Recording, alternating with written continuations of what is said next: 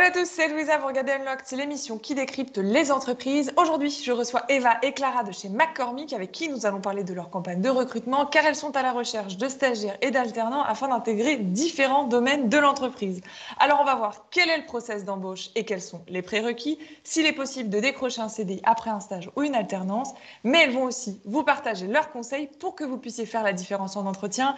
Mais avant cela, chez vous, sachez que si vous voulez retrouver davantage de tutos, conseils, vidéos sur votre insertion ou votre orientation professionnelle, vous pouvez vous abonner à notre page YouTube, nous suivre sur notre Insta en tapant jobteaser_fr ou aller sur notre site jobteaser.com.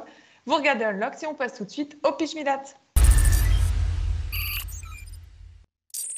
Bonjour Eva, bonjour Clara. Bonjour Lisa. Comment allez-vous? Très bien et toi? Mais bien, merci. Alors, bon, Eva, tu sais ce qui t'attend. Tu vas nous pitcher en une minute ce qu'est McCormick. Mais avant cela, je vais vous présenter. Eva, tu es responsable marketing food service. Oui. Et quant à toi, Clara, tu es acheteuse packaging IMEA. Exactement. Alors Eva, ça va être à ton tour de relever ce challenge. Tu vas devoir nous pitcher McCormick en une minute. Est-ce que tu es prête? Je suis prête. Donc, le groupe McCormick est leader des herbes, épices et assaisonnements dans le monde. Donc, créé en 1889 aux États-Unis, le groupe a racheté l'entreprise Ducros qui était basée en Provence dans les années 2000. Donc, aujourd'hui, on est plus de 12 000 salariés répartis dans 26 pays et on est 800 employés en France avec notre siège qui se situe sur Avignon. Donc, vous connaissez certainement Ducros et Vainet. Deux marques leaders sur leur marché et plus récemment, on s'est développé sur la cuisine du monde avec la marque Thai Kitchen. Donc nos marques, elles sont commercialisées dans plus de 150 marchés et la stratégie de croissance du groupe, elle repose sur l'innovation, les investissements marketing et les acquisitions qui nous ont permis de développer notre portefeuille de marques à l'échelle internationale. Donc grâce à cette stratégie, on a réalisé plus de 5,4 milliards de dollars de chiffre d'affaires l'année dernière. Et sachez qu'on opère sur deux branches d'activité, Consumer destiné aux particuliers en grande et moyenne surface et Flavor Solution qui est notre branche B2B puisqu'on distribue aussi nos produits en restauration hors domicile et on fournit également d'autres grands groupes de l'agroalimentaire. Merci Eva, tu as dépassé un tout petit peu mais je te l'accorde, on peut dire challenge réussi. C'était à peine dépassé. Et alors, vous me le disiez quand on préparait cette émission, chaque année, vous êtes à la recherche de stagiaires et d'alternants pour les former, puisque votre objectif final, c'est de les recruter pour participer à la croissance et de relever aux défis de McCormick. Alors, on va voir les profils que vous recherchez, mais surtout ce que vous proposez aux étudiants et aux jeunes diplômés, et on voit ça tout de suite en détail. Alors, pour entrer dans le vif du sujet, Eva, est-ce que tu peux nous dire les profils, les diplômés, les formations que vous recherchez? Oui, Louisa, alors il n'y a pas vraiment de profil type dans nos critères. Selon les postes dont on va se parler un petit peu plus tard, on a des étudiants qui viennent d'écoles de commerce, d'écoles d'ingénieurs ou qui ont des parcours universitaires comme des IAE. Donc on reste ouvert à tout type, on va dire, de profils et de diplômes. Et pour parler des postes, Clara, c'est quel type de postes qui sont ouverts aujourd'hui et à partir de quel niveau d'études? Alors, on a vraiment tout type d'offres. On a des stages, des alternances, aussi des graduate programmes. Donc, souvent, à partir du bac +3, on commence à recruter. Et tu parlais de stages et d'alternance, donc forcément, on parle du rythme. Est-ce que vous avez un rythme particulier pour les stages et les alternances? Et surtout, elles sont à pourvoir, ces offres, à partir de quand, Clara? Ouais. Alors, pour les stages, c'est assez flexible, que ce soit en achat, supply chain, production, il n'y a pas de date fixe. Pour les alternances, en général, c'est à partir d'août-septembre, pour une durée d'1 ou 2 ans. Et c'est souvent dans les métiers marketing et plutôt commerciaux. Okay. Et au niveau du rythme, on s'adapte au rythme des écoles en alternance. Et donc, ces postes, ils sont à pourvoir à quel endroit? Alors, le siège de McCormick en France est à Avignon. Et nos deux usines sont aux alentours à Carpentras et Monteux, donc en Provence. Et alors, il y a combien de postes, Eva? Puisqu'on veut savoir le nombre de postes qu'il y a à pourvoir. Alors, tu peux nous donner les chiffres? Oui, donc on est à la recherche de 11 étudiants et étudiantes, puisqu'on a 3 stages et 8 alternances à pourvoir sur l'année 2021. Donc en stage, en effet, Clara vient de le dire, les achats, la production, supply chain. Et côté alternance, on est plutôt sur des postes en marketing, donc que ce soit assistant chef de produit, assistant chef de projet, chaîne graphique, ou en commercial, donc des postes plutôt autour de la promotion des ventes, chef de secteur ou encore assistant e-commerce et digital. Et est-ce qu'il y a des prérequis pour intégrer l'entreprise, des choses impératives pour intégrer le groupe? Alors, ce qui est important, puisqu'on opère dans un environnement qui est très multiculturel, dans un groupe international, c'est la maîtrise de l'anglais. Donc, on ne vous demande pas d'être 100% bilingue, voilà, mais en tout cas, d'avoir des bases et des notions en anglais, ça vous aidera au quotidien dans vos missions. Et puis ensuite, le fort esprit d'équipe et l'envie d'apprendre, d'être passionné par ce que vous faites, par l'innovation dans sa globalité, c'est un vrai plus. Et une question que tous les étudiants jeunes diplômés se posent, c'est est-ce qu'on peut décrocher un CDI après un stage ou une alternance, Clara? Oui, il y a des vraies opportunités d'embauche. J'ai moi-même été recrutée en CDI direct après mon stage de fin d'études. Et pour donner un petit chiffre, on compte aujourd'hui une vingtaine d'alternants qui ont été recrutés sur les 5 dernières années. Donc, il y a des opportunités. Donc, c'est possible de décrocher un CDI chez vous. Eva, peut-être que tu peux nous dire un mot sur le process d'embauche pour qu'on puisse comprendre comment est-ce qu'il se passe? Oui, tout à fait. Donc, c'est assez court. Il est en 2 étapes. Si votre candidature est retenue, vous effectuez un premier entretien avec notre équipe RH. Et ensuite, l'étape suivante, c'est la rencontre avec le ou la manager en présence de notre responsable RH France. Et alors, Clara, toi qui étais apprentie avant ça, avant de décrocher un CDI, pour que les étudiants, les jeunes diplômés puissent se projeter, est-ce que tu peux nous dire finalement les missions qu'on confie aux nouveaux arrivants? Alors vraiment, ça dépend des services. Donc, on peut avoir des missions très ponctuelles, donc à court terme. Par exemple, moi, en stage aux achats, une de mes missions, ça a été de m'occuper de toute la partie sourcing de fruits secs pour un projet de développement de nouveaux produits. Et à l'inverse, on a aussi des missions plus long terme qu'on développera du coup pendant toute la durée de notre stage ou de notre alternance. En tout cas, dans les 2 cas, on est en autonomie sur nos projets. Et donc, vous le disiez, il y a plusieurs offres à pourvoir. Est-ce que ça veut dire qu'ils entrent en promotion? Comment se passe l'intégration des stagiaires et des apprentis? Alors, au vu du contexte actuel, depuis 1 an, tout se fait à distance. Mais bon, on dispose d'assez d'outils pour communiquer avec nos équipes, avec les autres stagiaires aussi de l'entreprise. Il y a un processus d'intégration qui s'appelle le Spice Starter et au cours duquel on a des présentations de l'entreprise, des temps d'échange avec les autres nouveaux arrivants, CDI, CDD confondus, et aussi des visites d'usine, ce qui est assez sympa. On a aussi un programme de buddy, de mentoring un peu, ce qui est un vrai avantage quand on arrive dans une nouvelle entreprise. Et tu parles de mentoring, donc on parle d'accompagnement, de management. Eva, est-ce que tu peux nous dire comment il se passe cet accompagnement? Oui, donc en tant que manager, il y a un suivi régulier tout au long de la mission pour vraiment clarifier à la fois les objectifs et les délivrables du poste. Et on est vraiment dans cette culture du feedback aussi. Donc on a un suivi qui est sur la satisfaction dans le poste, dans l'équilibre global des missions, pour réajuster éventuellement le tir en cours d'année en fonction à la fois des envies et du projet professionnel de l'étudiant ou de l'étudiante. Au quotidien, ça se traduit aussi par des réunions one-to-one avec un accompagnement hebdomadaire. Et c'est du coaching puisque donc, les alternants et stagiaires font partie intégrante de l'entreprise et sont conviés avec nous aux réunions donc, trimestrielles qui sont animées par la direction et où nous est partagée la stratégie et les actualités de tous les départements de l'entreprise. Et tu parlais d'accompagnement, mais ça fait aussi écho à l'évolution, à la personnalisation des parcours. Est-ce que ça veut dire qu'il y a des formations en interne, Clara, et est-ce que toi, tu as pu en bénéficier? Oui, on a des contenus de formation très larges en interne, donc que ce soit plus général sur du management, du développement de l'organisation, mais aussi des formations spécifiques aux différents postes, sur SAP aussi également.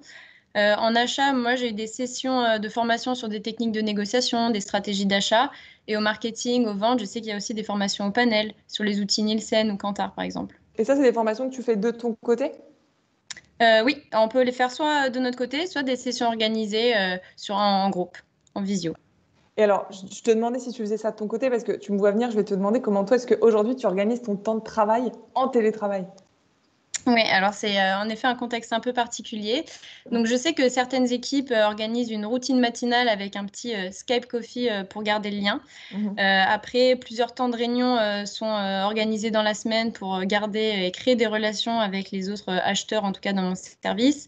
Et sinon, on travaille en autonomie et on a des catch-up réguliers avec nos managers pour avoir quand même un vrai suivi. Ouais, c'est ce suivi qui permet aussi d'être encore et de ressentir l'ambiance et la vie en entreprise. Elle a été pas mal chamboulée, hein, je crois que dans toutes les entreprises. Eva, toi, si tu devais parler de cet équilibre et cette vie en entreprise, qu'est-ce que tu dirais? Je dirais que la culture chez McCormick d'entreprise, c'est un vrai mélange à la fois entre les racines un peu familiales en Provence et une structure à taille humaine, parce qu'on est 200 personnes au siège social à Avignon. Après, bien sûr, on a les personnes sur site dans les usines. Et puis, la culture américaine, notamment avec le tutoiement qui se pratique à tous les niveaux de l'organisation. Donc, c'est une vraie force. Et autre chose qui vient s'ajouter à ça, c'est la présence de groupes d'employés bénévoles qui s'engagent pour animer la vie de l'entreprise au travers d'événements fédérateurs. Donc, on a 4 groupes d'ambassadeurs. Le premier, le MMB, délivre des projets business et effectue des recos auprès des comités de direction France et même Europe. Le second groupe, qui œuvre en faveur de plus de diversité et d'inclusion, va vraiment sensibiliser les employés au bien inconscient, aux stéréotypes autour du genre, du handicap ou encore de l'âge. Ensuite, on a un groupe qui fédère autour des marques pour qu'on soit toutes et tous ambassadeurs. Et donc là, on a des ateliers culinaires, notamment des concours de cuisine. Et enfin, un dernier groupe qui est Charity. Donc, comme son nom l'indique, on contribue à des actions caritatives en local, au national, notamment aux côtés du Resto du Cœur. Donc ça, c'est vos engagements. Vous avez aussi des engagements RSE. Je crois que tu m'en as parlé un peu. Oui, tout à fait. C'est vrai qu'on vient d'être tout récemment, cette semaine, récompensé pour la 5e année consécutive au rang numéro 1 au niveau mondial des entreprises les plus durables dans le secteur de l'agroalimentaire et au 6e rang, tout secteur confondu. Donc ça, c'est selon l'indice Global 100 de Corporate Knights. Donc on est clairement un acteur engagé également auprès des communautés où on approvisionne nos herbes et épices. Donc, on est à la fois dans le sourcing durable de nos ingrédients emblématiques et on œuvre aussi pour augmenter les moyens de subsistance des exploitants agricoles. Donc, voilà, il y a une vraie politique de fond qui est là depuis plusieurs années. Vous menez plusieurs combats, en tout cas. On va profiter de votre présence et de votre expertise et vous allez nous dire comment faire la différence en entretien. Et pour ça, on passe aux tips tout bien top. Alors, première question, je vais vous demander vos conseils pour faire la différence en entretien, en tout cas pour préparer son entretien d'embauche. Eva, est-ce que tu veux commencer par nous donner tes tips, tes conseils? Oui, je dirais vraiment la préparation, se renseigner sur forcément l'entreprise, les marques, comme vous le faites sûrement aujourd'hui en regardant le job teaser, mais vraiment aller sur nos sites internet, en magasin si vous le pouvez, c'est hyper important de vous imprégner un petit peu de tout ça avant de venir en entretien. Clara, tes conseils? Oui, comme disait Eva, vraiment ne pas hésiter à poser des questions, bien se renseigner sur l'entreprise et comprendre l'offre, pourquoi on est là et ce qu'on a approuvé. Vous parliez du site internet, aller sur les réseaux sociaux aussi, c'est important, surtout aujourd'hui pour se renseigner sur ce que vous faites. Oui, exactement. Les messages importants sont souvent communiqués sur les réseaux. Et ça peut faire la différence d'un candidat à l'autre. Aujourd'hui, on parle surtout de soft skills. On dit qu'on recherche des profils, des compétences humaines. Pour vous, quels sont les soft skills qui peuvent faire la différence sur un poste, de façon générale, au sein de l'entreprise? Eva? Je pense que tout ce qui va être trait au sens de l'innovation, avec une envie permanente d'apprendre, de découvrir de nouvelles choses. Donc, je vous dirais un conseil, cultivez votre curiosité vraiment. Et Clara, de ton côté? Oui, je pense qu'il faut aussi savoir être convaincant et faire preuve d'initiative dans ses missions. Et on parle soft skills, forcément, on va parler des hard skills, donc les compétences plus techniques. Eva, en marketing, pour toi, quel est le hard skill à maîtriser? Forcément, rien de très nouveau. Je vous apprends rien, mais le marketing digital aujourd'hui, qui est absolument partout et qui est un essentiel. Ouais. Et côté achat, Clara, ce serait quoi? Une bonne maîtrise d'Excel, c'est toujours un plus. Alors, tu dis un plus, je rebondis, une astuce pour faire la différence de l'entretien. Clara? Ouais. Si tu pouvais... Tout d'abord, actuellement, s'assurer d'avoir une bonne connexion Internet et un matériel chargé qui fonctionne. Après, se renseigner sur l'entreprise, faire un tour en magasin, préparer des questions pertinentes et puis aussi bien connaître ses forces et ses faiblesses pour pouvoir les valoriser ou les justifier, de savoir argumenter et le tout avec le sourire. Alors Clara, tu parlais de questions pertinentes. Eva, est-ce que tu peux nous dire le genre de questions, des exemples de questions que vous posez en entretien? Oui, alors un exemple de question, ce serait de me décrire une situation où vous avez collaboré en équipe, donc le défi que vous avez rencontré et ceux que vous avez su relever. Et une autre question, ça pourrait être une situation où vous avez été amené à convaincre un interlocuteur d'accepter votre idée et quelle a été votre approche. Bon, chez vous, vous n'avez plus de raison, vous pouvez déjà vous y préparer. Clara, pour toi, quelle est la chose à vraiment ne pas faire qui peut être rédhibitoire lors de l'entretien?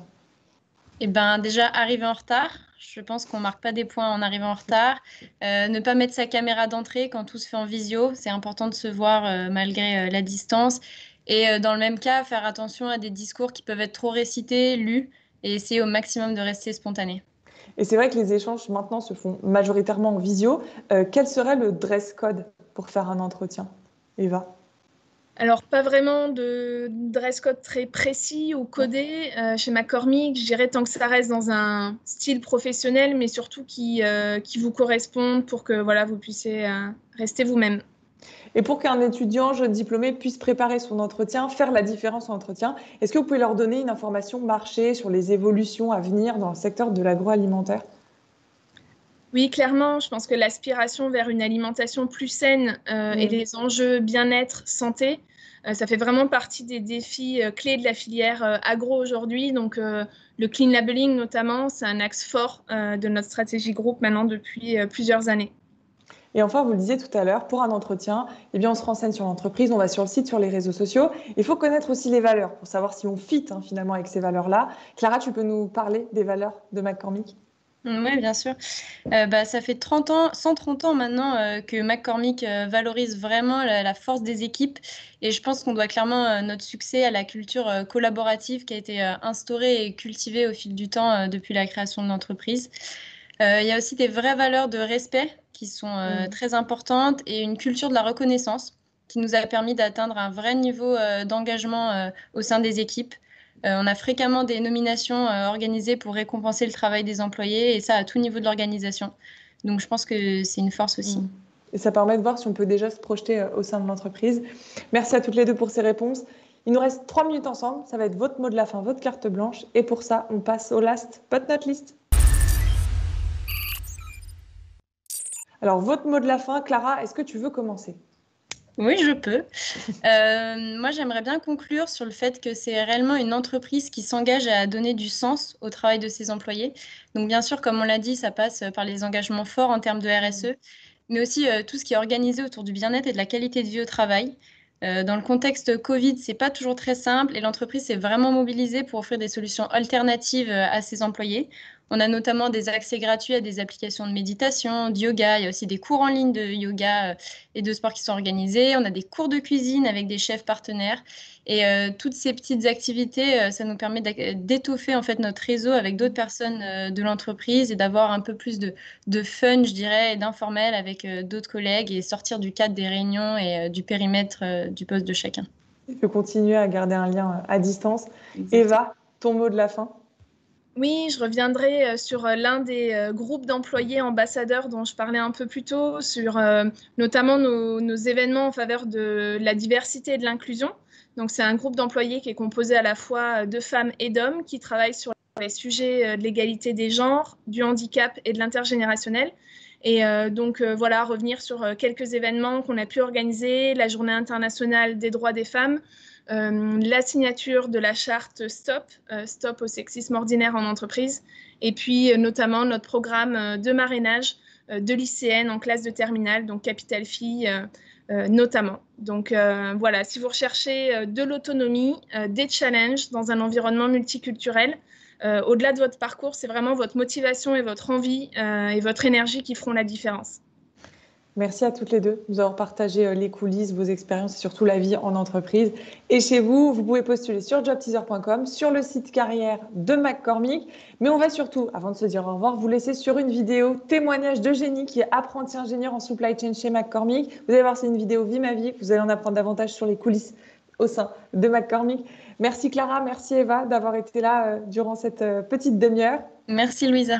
Bonne continuation et chez vous, comme d'habitude, on se donne rendez-vous très vite pour un nouveau Unlocked. Et on vous laisse sur cette vidéo. À bientôt. Au revoir. Au revoir. Bonjour, je m'appelle Eugénie, je suis actuellement en 4e année à l'ISARA et je suis apprentie chez McCormick en tant qu'apprentie supply chain. McCormick, c'est une entreprise américaine qui a racheté l'entreprise française Ducros dans les années 2000. Et à l'heure actuelle, c'est le leader des épices à travers le monde. En France, nos 3 marques principales sont Ducros, Vainé et Thai Kitchen. Je travaille au sein de l'équipe Intercompagnie qui s'occupe de la gestion des flux entre les différents dépôts du groupe McCormick à travers la France, l'Europe et même le monde. Et moi, mon rôle particulièrement, c'est de gérer les flux entre le dépôt français qui est au sud de la France et celui qui est au nord, et de vérifier tous les jours si les niveaux de stock sont suffisants et sinon s'il faut faire des approvisionnements et sur quels produits. Je gère aussi une partie de l'export et plus particulièrement cette année, je me suis formée, j'ai monté un peu en responsabilité et j'ai pris la gestion des stocks en fin de vie. Quand on nous a proposé l'apprentissage en deuxième année, j'ai de suite choisi de m'orienter vers cette voie-là. Dans l'apprentissage, on apprend beaucoup en autonomie, on prend beaucoup en responsabilité et on gagne énormément aussi en indépendance. Au sein du service supply chain, Eugénie est notre première expérience d'accueil d'une alternante. Depuis 1 an que dure cette expérience, je suis très satisfaite et je suis prête à recommencer l'année prochaine. Les bénéfices d'accueillir une alternance sont très importants en termes de ressources et d'ouverture d'esprit par rapport à des jeunes entrant dans une entreprise qui contrebalance largement l'investissement de l'entreprise en temps et en adaptabilité par rapport au planning. Plus tard, je souhaite soit travailler dans une PME sur le même type de poste pour pouvoir me rendre compte de la différence entre un très gros groupe comme McCormick et des petites entreprises. Je souhaite travailler dans une entreprise qui, comme McCormick, favorise le développement durable, le bien-être des employés, puisque pour moi, c'est des choses qui sont très importantes au quotidien.